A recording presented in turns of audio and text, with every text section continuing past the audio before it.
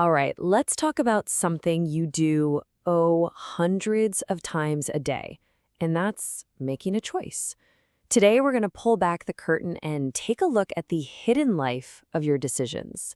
So let's get right into it. So, let me ask you, what was it this morning? Coffee or tea?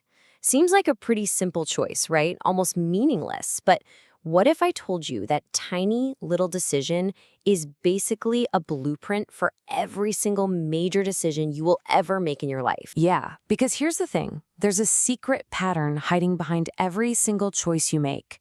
I'm talking everything, from the shirt you put on this morning to the career path you're on.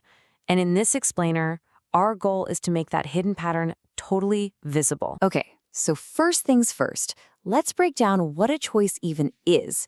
To really get a handle on how we decide things, we need to look at this three-step dance that happens in our heads every single time. This comes from the brilliant Nobel laureate Herbert Simon. He broke it down into three universal phases. The first one he called intelligence activity. Now, that sounds super formal, but all it really means is you notice a problem. Like, man, I need some caffeine, right? Step two is the design activity. This is where you come up with your options. Okay, I could do coffee or tea, maybe an energy drink.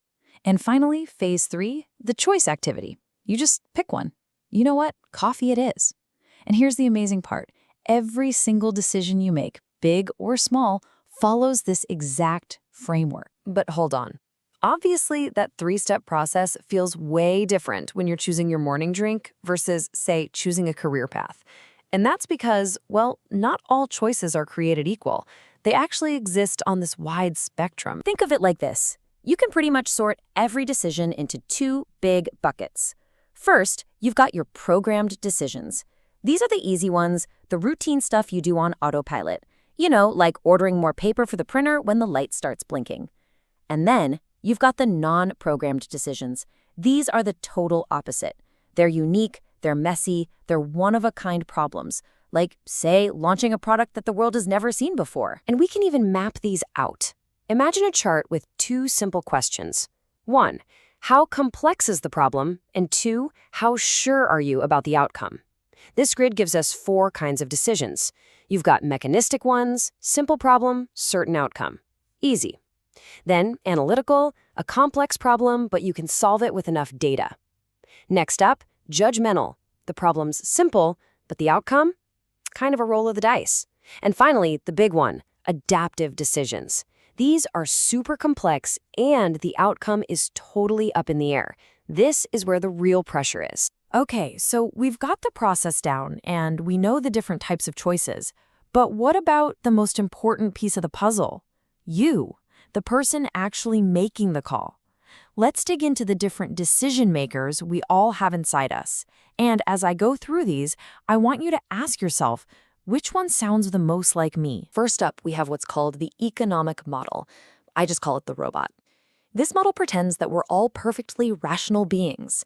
You know, you'd gather all the data in the universe, you'd evaluate every single possible option, and then you pick the one that is mathematically 100% perfect. It's a neat idea in a textbook, but let's be real. Does anyone actually do this in real life? I didn't think so. And that brings us to something much, much more realistic. It's called the bounded rationality model. Herbert Simon, that guy again, he pointed out that, hey, we're not robots. We've got limited time, limited info, and let's face it, limited brain power. So we don't optimize for the perfect solution. Instead, he coined a brilliant term. We satisfice. We just look for a solution that's good enough. Sound familiar? This is how pretty much all of us operate most of the time. Okay, and then there's the really interesting one, the one that's a little bit sneaky. It's the implicit favorite model, or what I call the gut feeler. This idea suggests that a lot of the time, our gut has already picked a favorite, like way early on. We get that gut feeling about one particular option. And then our whole rational process, it's not actually about finding the best choice. It's about finding the evidence to prove our gut was right all along. We're just justifying a decision we already made. Be honest, you've totally done this, right? So let's recap those 3 real quick. You have the robot, which uses perfect logic to find the optimal choice. You have the realist, who uses limited info to find a good enough or satisfying choice. And then you have the gut feeler, who works backwards from intuition to confirm a choice. And look, none of these is necessarily bad, but just knowing that these are the different ways our brains work, that's a huge advantage. All right, enough theory. That's the what. Now for the so what. Let's get practical. How can we take all this knowledge and actually use it to avoid making terrible decisions and start making better ones? Look, a great decision starts with having great options. And the absolute best way to generate a ton of options is classic brainstorming. But you have to do it right. There are 4 golden rules. Rule 1, no criticism. Period. Shut it down. Rule 2, freewheeling is good. The crazier the idea, the better. Rule 3, go for quantity, not quality. Just get a huge list. And Rule 4, look for ways to mash ideas together and make them even better.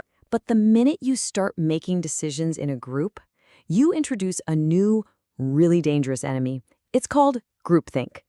The psychologist Irving Janis put it perfectly.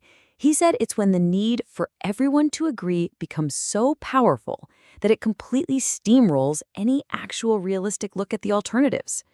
Basically, you're choosing to get along over being right. So how do you beat this thing? Well, you need a toolkit.